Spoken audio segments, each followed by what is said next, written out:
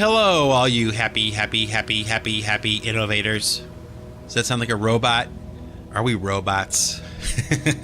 Are we all just Illuminati robots? There's a question for you.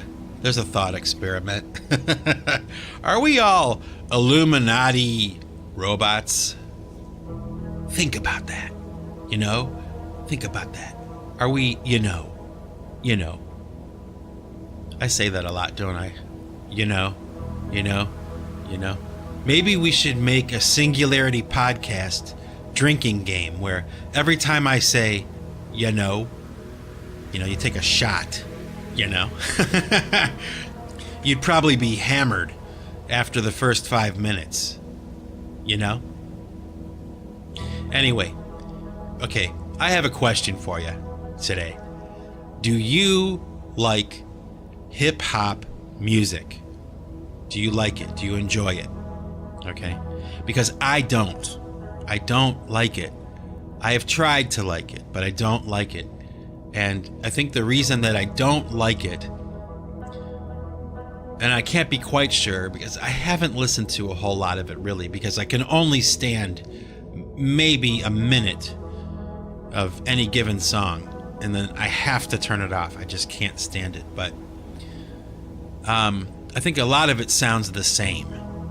And I'm not into the whole misogyny thing and talking about how rich you are and how much stuff you have and all that kind of stuff, because I'm not rich and I don't have a lot of stuff, at least not a lot of valuable stuff. I have a lot of crap. I don't have a lot of nice things, I don't have any bling bling. I don't have any bling bling. I'm a striver, baby. Trust me, I don't have anything to brag about, okay? Anyway, but with most music, okay, or I should say all music, really, even if I don't like the music, I can find some aspect of it that I enjoy, okay, or that I can appreciate. And with hip hop, here's what it is. I found this guy on YouTube. His name is DJ Vlad, and he has like this video series, I guess you would call it, where he interviews different hip hop artists. I can leave you a link below in the description so you can find this guy and check out what I'm talking about. But I've been listening to a lot of these interviews he's doing with these hip hop artists, and what I find interesting is that I don't like the music at all, okay? But I like listening to hip-hop artists talking, especially about issues or anything like that. If you listen to them talking, it's pretty interesting. There are a lot of very interesting personalities in hip-hop, especially this one guy. His name is Lord Jamar, and I think that's his name. He's extremely well-spoken. And another one of the artists that he interviewed is this comedian, female comedian. Her name is Lunel. And another example of that, where it's like I could just listen to her talk for hours, She's hilarious, she's smart, she's funny, and has a lot of wisdom, a lot of street smarts. I have this one book, it's called Last Suppers, and it's just a book of all these different celebrities describing like what their last meal would be, like if they were going to die, and they had one meal that they could eat, and what they would eat, and who they would invite to eat dinner with them. And I gotta tell you, there's a pretty long list of people that I would invite, okay? And Lunel and Lord Jamar have just made that list, okay, of maybe the top 10 people that I would love to share my last meal on earth with and have a conversation with them. And, even though I dislike the music, I dislike the aesthetic, I dislike pretty much every aspect of hip-hop except for their opinions about issues. There's a lot of wisdom packed into what they're talking about, and a lot of experience, life experience, and I find that intriguing. Okay, so an example of good is good. I don't like the music, but their thoughts are good, their thinking is good, their position is good. It's just like I can't deal with the whole waving money in the camera and making it rain and all that kind of bullshit that comes along with it, like just the twerking and the twerking and all that crap. It's just like it's like they all do the same thing. It's like there is no difference between one artist to the other. Like they all do the same thing. It sounds the same, it looks the same, they talk about the same things.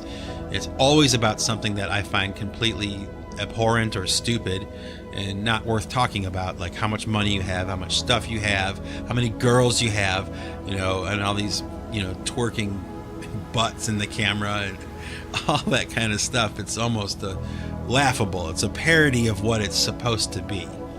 Okay? It's all just way too formulaic, from my tastes. And besides, there's like 1,000 other things to be singing about, Like the world is on fire. Why are you singing about the party? Why are you singing about the disco? Like, I don't know. Anyway, and I gotta say, and this is the reason I think I'm talking about it, or at least one of the reasons why I want to talk about this today, is, recently my wife and I found this MTV Cribs episode. And in case you're not familiar with the TV show MTV Cribs, which would be shocking if you weren't, but basically what MTV Cribs is like MTV shows up at the house of a superstar and they give them a tour of their house, okay? And really it's just like this bragging about the stuff they have and the lifestyle, the lavish lifestyle that they lead. And but this show was really popular and everything, but it was kind of scandalized because word got out that, while they're showing up at this house for this superstar celebrity, hip hop artist or something, the house you're showing up to isn't their house. They rented it for the MTV Cribs. They rented the furniture, they rent the cars, all the stuff that they're bragging about and showing you is all phony. Okay? And it was scandalized that way. But there was this one artist, okay, this one hip-hop artist, Redman, from Wu-Tang Clan, I believe, okay? And oh my gosh, was it brilliant. He did an MTV Cribs, okay, from like his condo, his real house where he really lived. And it wasn't a mansion, and he didn't have Lamborghinis lined up in the driveway, and he didn't have any of that. He just lived a normal life, just like everybody else. He's not living high on the hog. And I just, it was so brilliant. Okay, that is a stroke of genius. And I guess this episode of MTV Cribs with Redman came out a while ago. Okay, I'm like way late on this. Okay, but that makes sense because I don't listen to hip hop and I don't watch MTV Cribs and I don't get into any of that. But I did stumble across this video and it was just one of the most hilarious things and brilliant at the same time. It was just one of those ideas. Like what a brilliant stroke of genius to just show your real shit, show it how it really is and take the piss out of that whole concept of MTV Cribs. Just like wipe it out. And subsequently, this particular episode of Redman's, MTV Cribs is like the most popular episode they made.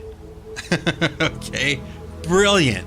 Frickin' brilliant. And when I listen to this guy talk, okay, he is so smart. He's not a goofball.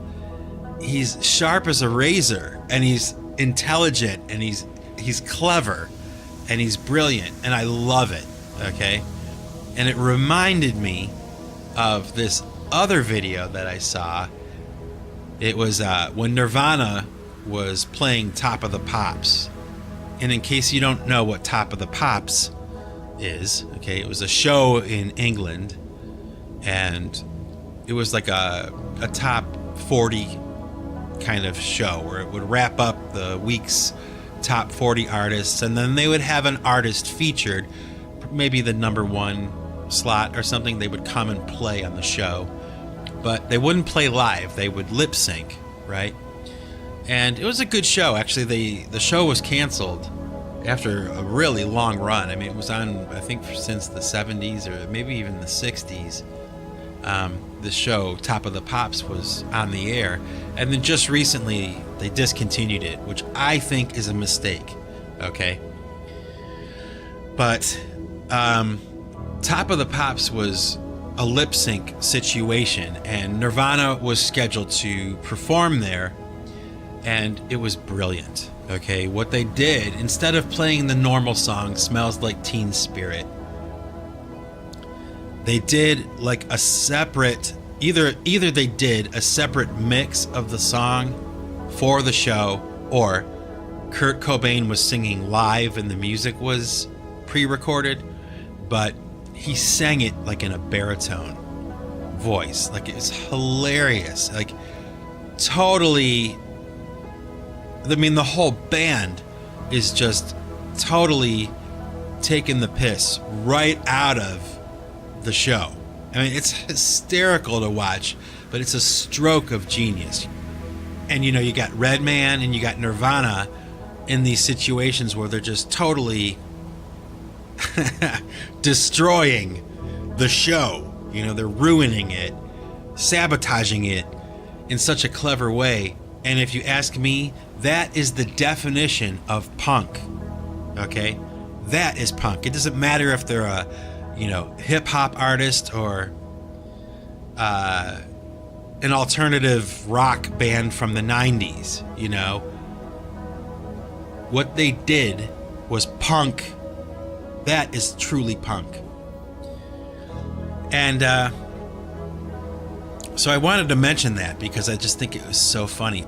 You can check out Redman's MTV Cribs or Nirvana playing Top of the Pops, and you'll see what I mean. It's just, if you haven't seen it already, it's just how it should be done, you know?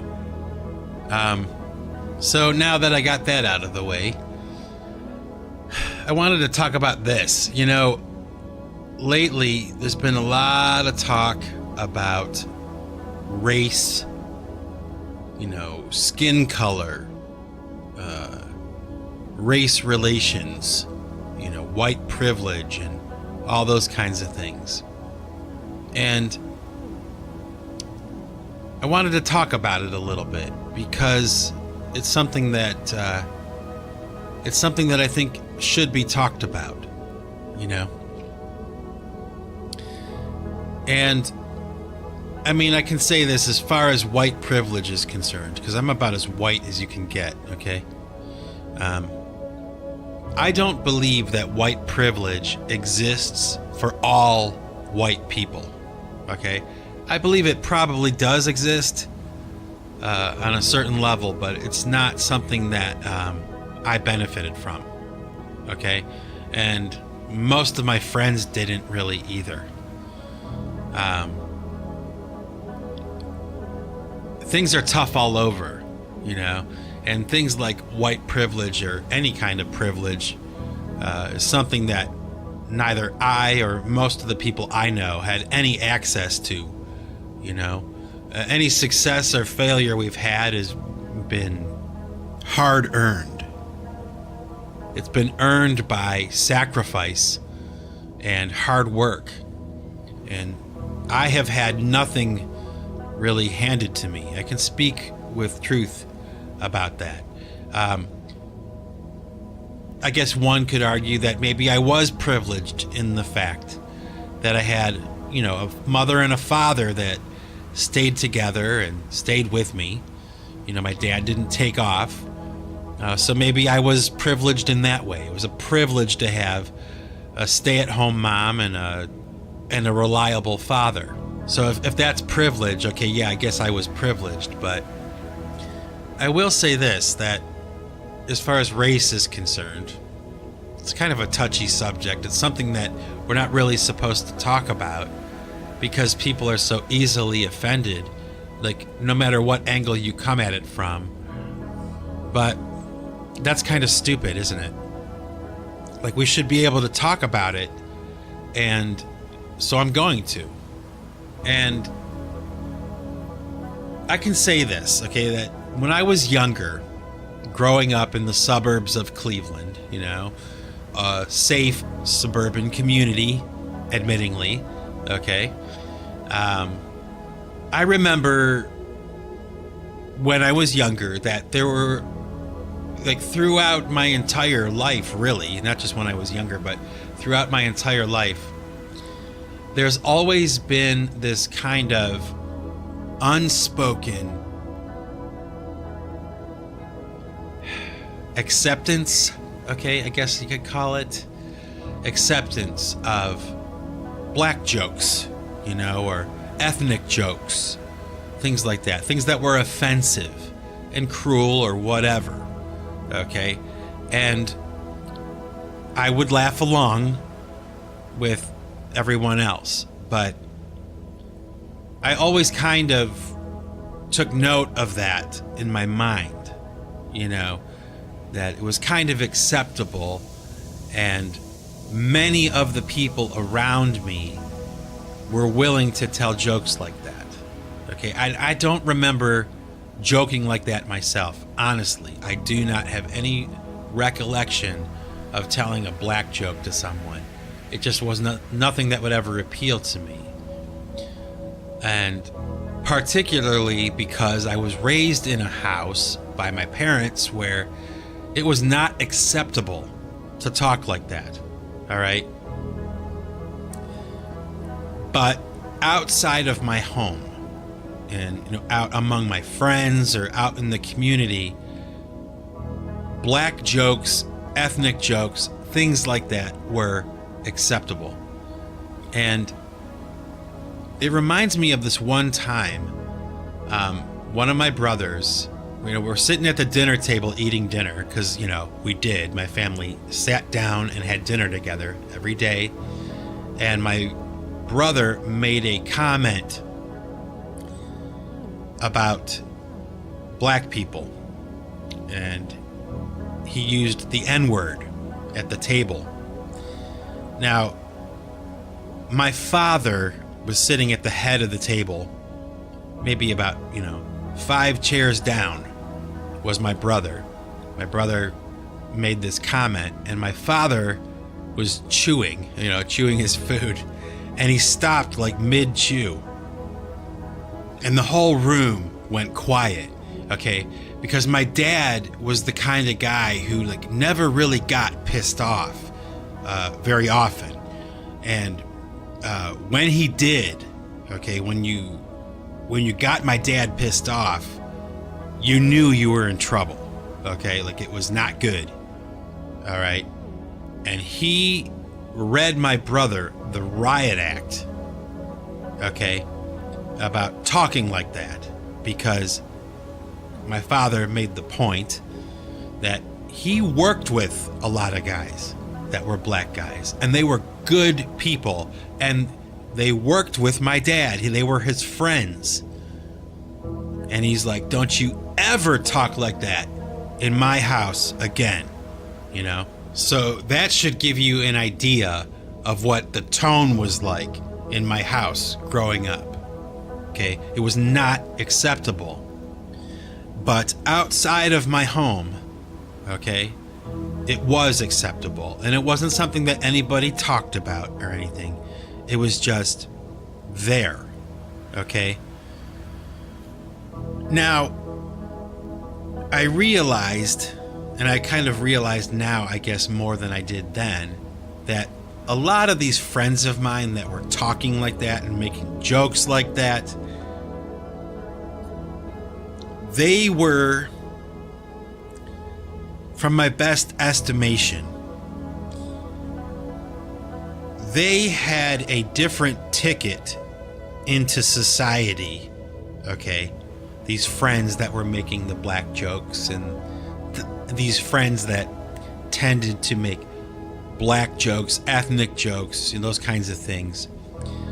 They had a different kind of ride through society than I was going to have, okay? So when we talk about white privilege, okay, I can honestly say that from my best memory, I did not have white privilege, okay? I did not have the same ticket into society that some of my friends had, okay? And it was enough for me to notice it when I was younger. It's hard to explain, okay, without probably disparaging some of these people that I grew up with, and I won't do that, okay? I won't do that, but it doesn't change the fact that, that's how it was, all right? And it was acceptable, and I suppose even by me, okay? Because I never stood up and said, hey, guys, that's not funny. That black joke you just told, that's not funny. Don't talk like that. I kind of laughed along with them and kind of just, went about my business, kept my head down. But, so I guess, like I said, when we talk about white privilege, maybe, yeah, I have a handful of people, I won't name names, but, they kind of seem to have, they kind of seem to have better resources than I did, for some unknown reason. And almost like they were part of a club, and I was not a part of it, and I was not invited, okay? Do you know what I mean? So maybe when we talk about white privilege, that's what we're talking about. And if that's the case, then yeah, okay, I can say it. I think that could be true. All right. But I'll tell you right now, okay, white privilege did not touch my life at all. Okay. In fact, if anything, it was probably the opposite. Okay. Because segregation is not only committed along racial or ethnic lines. Segregation can happen and does happen because of religious reasons. Certain religions are excluded from the club, and I guess I don't have to say too much more about that, but it's a fact, and I experienced it in my life. I just did not have the ticket into life that some of my friends had. And I would imagine that it was not because I was white, or not because of my socio-economic status. Okay, it was probably based on religion. And that can happen, all right? And nobody can tell me that it doesn't happen, because I know that it does. And like I said, I've experienced it. So this idea of white privilege to me is like, I can't say it doesn't exist, but trust me, it didn't touch my life. The world is what we make of it. You know what I mean?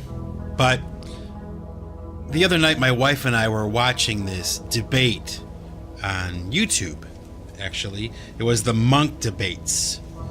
And it featured Jordan Peterson, Michael Dyson,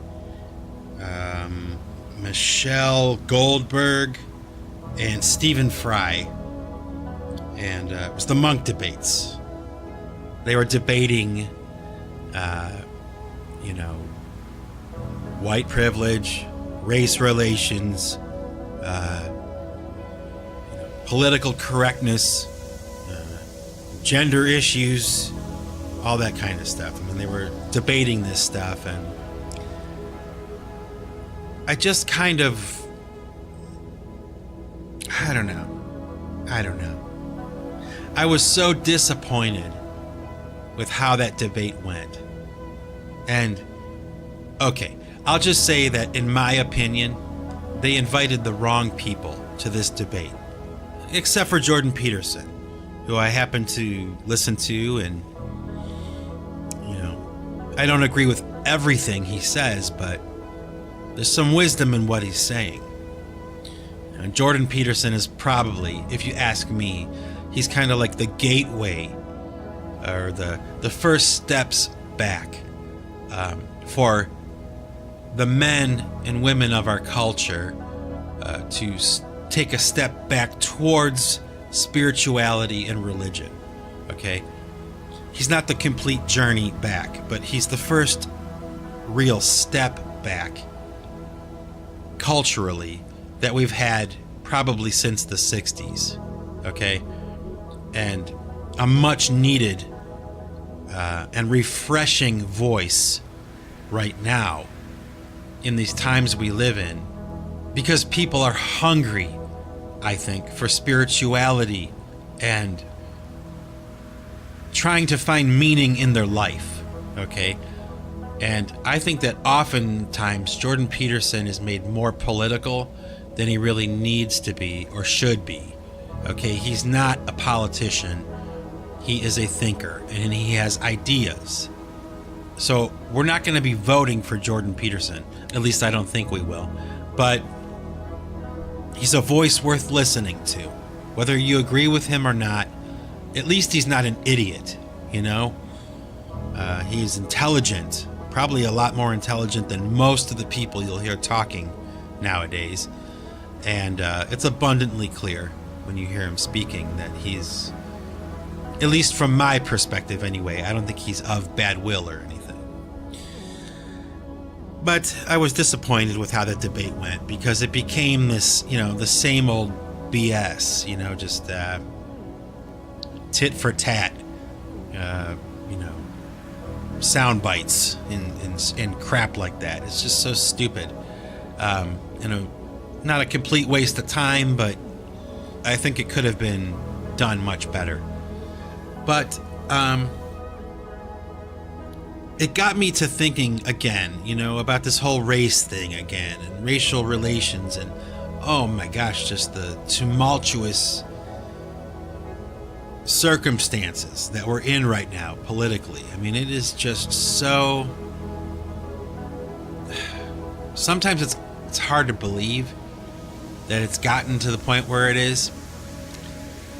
And in some ways it's like it totally makes sense. You know, we were heading here all this time. And I think it's serious enough, at least from my best estimations, you know, it's serious enough right now where we may be actually looking down the barrel of like maybe a civil war or something here in America right now. I'm not sure, I don't know for sure, but sometimes it seems that way. And that would be tragic, like I expressed in the last Singularity podcast I did. If you want, go back and listen to it. I mean, I think it lacks wisdom, you know. But there's no question that we live in a very strange time, and it's everywhere, you know. It's everywhere you look. And, you know, when you find any seeds of wisdom in our modern culture, it's like you have to grab hold of them, you know. Any kind of wisdom you can find, right? I mean, we should be like reaching for it, grabbing for it, and holding it close to the rib, you know, because it's so hard to find nowadays, you know. It's so hard to find a voice of wisdom in the world. Do you know what I mean? You know, it's a strange thing. My wife and I were watching this video of this guy. He does like LSD or like mushrooms, magic mushrooms, and he videotapes himself, tripping. What a life. Talent. But it is actually pretty interesting to watch. I guess I could say, for the record, all right, I have never done LSD, okay? And I never will, okay? I never will. But actually, it's kind of cool. I had this one girl I dated. I dated her for a long time, like 5 years or something, and we broke up and everything. And a couple years later, we got together, and we went out to dinner or something, and we were talking, and okay, she was kind of a wild girl, okay, and she was very experimental with things, okay, and I loved her. I still do. Hope that she's doing okay. I won't say her name, but so anyway, while we're out to dinner, she asks me, okay, have you ever tried LSD? And I said, no, I have not tried LSD. And she said, good, like, don't ever do it. And she goes, when you take LSD, okay, when you trip on LSD, you are opening up doors in your mind that you do not want to open, because once you open them, you can never close them again. Bam. That's what she told me. So I'll probably, never do LSD. I'll take her warning, But anyway, so this guy makes these videos of himself tripping balls on LSD and, what's that other? Mushrooms, and there was like this other thing. I can't remember what it's called now. I'm so old. I'm so lame. I don't remember what the drugs are called anymore. But DMT, that's the other one. Anyway, what was interesting about this guy's YouTube channel is this one time he had one of his buddies from work or something who had never taken LSD before, okay? They dosed him for the first time, and they videotaped, like they video journaled this guy's first trip on LSD. And it just so happened that this friend of his that was tripping for the first time was a black guy, okay? And it was entertaining and everything, and funny or whatever, all the things that you would imagine it would be. But in this one part of this guy's trip, deep into his trip, okay, he is talking, and he's not talking gibberish, but he's kind of talking openly, okay? He's not inhibited by anything. And he's just talking wide open. And it was kind of sad, because what came out in this segment of his trip, what was coming out of him, was this sentiment like he was worried about being black. It worried him. And he felt kind of not ashamed, but embarrassed that he was black. Okay? And that just punched me right in the gut. I mean, it stuck with me, okay? It stayed in my mind. Just, it must be something that is really bothering him. And if that's the case, then that is really sad. And it got me to thinking, like, how many people are walking around in the world, different people, different types of people, different skin colors, different ethnicities, whatever, just different people. How many people are walking around feeling that way? How many of these people secretly, quietly in their mind, in the part that they don't share with the public, okay, have a sense of embarrassment or something about like their skin color or their ethnicity or whatever, you know? Like they're embarrassed by it. And that just makes me sad if that's the case. And it's something that no one will ever really talk about. I mean, nobody wants to. They never will. But I'll talk about it because it bothered me, okay? That might be the case for some people, or maybe a lot of people, okay? And maybe not. Maybe I'm way off base and I'm wrong, but it came out in this video with this guy. It was almost like truth serum, you know, this hit of acid that he took and this trip he was on. He started to divulge what he really felt. And it bothered me, still does, when I think about it. It bothers me that someone would have to be, you know, uncomfortable with their skin color or whatever, or afraid or whatever. It's like, you know, be comfortable in thine own skin, you know? I come from this perspective, like, and this goes for anybody, really, like, black, white, Christian, Muslim, male, female, transgender, whatever, okay? I personally may or may not disagree with your lifestyle, okay? But no one ever should be afraid of being hurt or attacked or something because of, you know, what they look like, where they're from, what they believe, you know, how they live their life or whatever. All right? And I don't care who it is, what it is. Okay? You could be something that I love. You could be something that I despise, okay? But you should never, ever be afraid of being hurt by someone or something because of what you are or what you think or what you believe. I'm sorry. It is unacceptable to me.